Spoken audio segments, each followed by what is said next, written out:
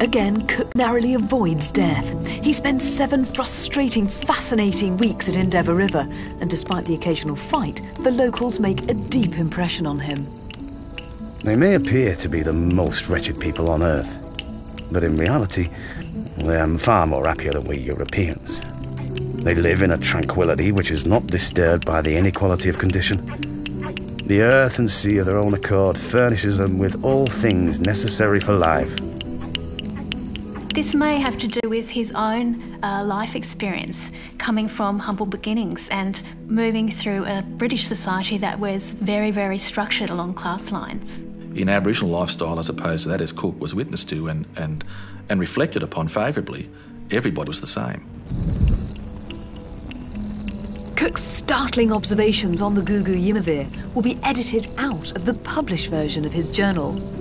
Inequality of condition? Aborigines happier than Europeans. The 18th century establishment won't have its heroes flirting with radical politics.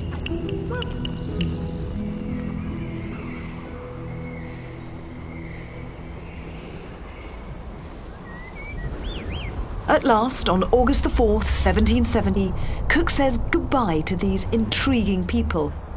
He then navigates the patched-up Endeavour out through the maze of the Great Barrier Reef.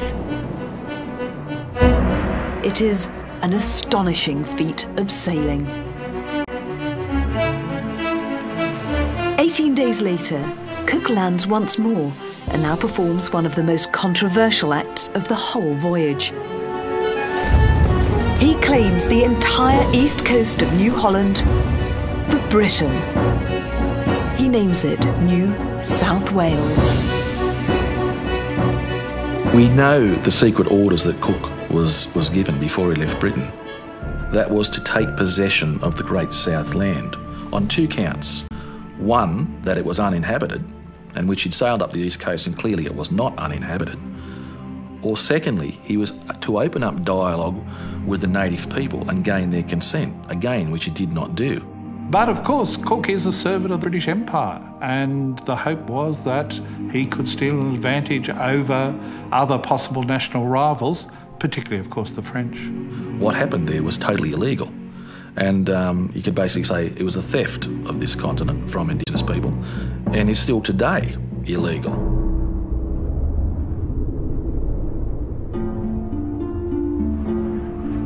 23rd of August 1770, Cook sails north into open water and back onto the map.